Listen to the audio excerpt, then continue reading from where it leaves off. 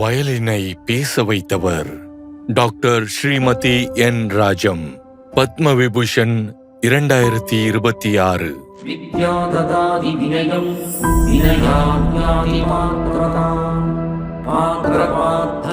அறிவு பணிவை தரும், பணிவு தகுதியை தரும், தகுதி செல்வத்தை கொடுக்கும், செல்வம் தர்மத்துக்கு வழிகாட்டும், தர்மம் உண்மையான மகிழ்ச்சியை தரும்.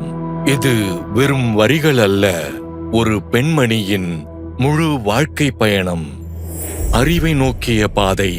எர்ணாகுளம், 1941.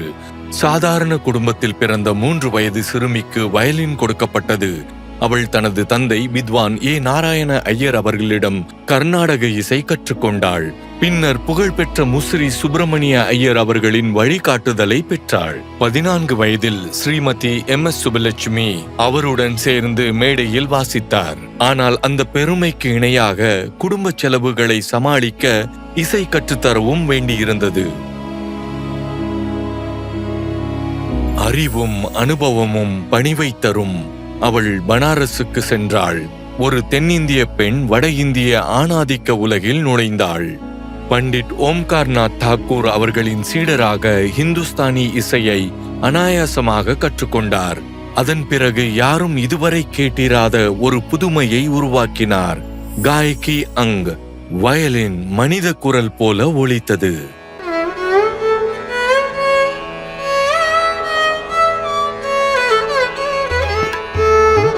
இந்திய பாரம்பரிய இசையில் ஒரு மாற்றத்தை ஏற்படுத்தினார். பணிவு தகுதியை தரும், தகுதி செல்வத்தை கொடுக்கும். சமஸ்கிருதத்தில் முதுநிலை மற்றும் இசையில் முனைவர் பட்டம் பெற்ற அவர் பனாரஸ் இந்து பல்கலைக்கழகத்தில் பெர்ஃபார்மிங் ஆர்ட்ஸ் துறையின் பேராசிரியர் மற்றும் டீனாகவும் பணியாற்றினார். அதே நேரத்தில் உலகம் முழுவதும் சுற்றி ரசிகர்களின் பாராட்டுதல்களுடன் நிகழ்ச்சிகள் நடத்தினார். உலகம் முழுவதிலும் இருந்து வயலின் கலைஞர்கள் அவரிடம் கற்றுக்கொள்ள விரும்பினர். உஸ்தாத் பிஸ்மில்லா கான் மற்றும் அவரது சகோதரர் பேராசிரியர் TN கிருஷ்ணன் அவர்களுடன் இணைந்து ஜுகல்பந்தி கச்சேரிகள் வழங்கினார். பண்டிட் மகாதேவ் பிரசாத் மிஸ்ராவிடம் இருந்து அவர் கற்றுக்கொண்ட பனாரசி தும்ரிகள் அவரது ரசிகர்களை வெகுவாக மகிழ்வித்தது. செல்வம் தர்மத்துக்கு வழிகாட்டும். அவர் நிம்மதியாக ஓய்வு பெற்றிருக்கலாம், ஆனால் அதற்கு பதிலாக அவர் கற்பித்தார். அவரது மகள் சங்கீதா சங்கர், பேத்திகள் ராகினி மற்றும் நந்தினி சங்கர் மற்றும் எண்ணற்ற மாணவர்கள். குருகுல மரபை மீட்டெடுக்க அவர் ஸ்வர் சாதனா தபோவனை நிறுவினார். 87 வயது. இன்னும் பணிவு, இன்னும் கற்பித்தல், இன்னும் அதே ராஜம்.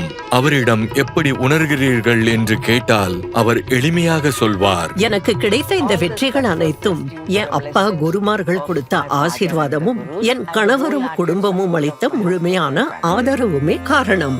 டாக்டர் ஸ்ரீமதி என் ராஜம். கோடி கோடி நமஸ்காரம்.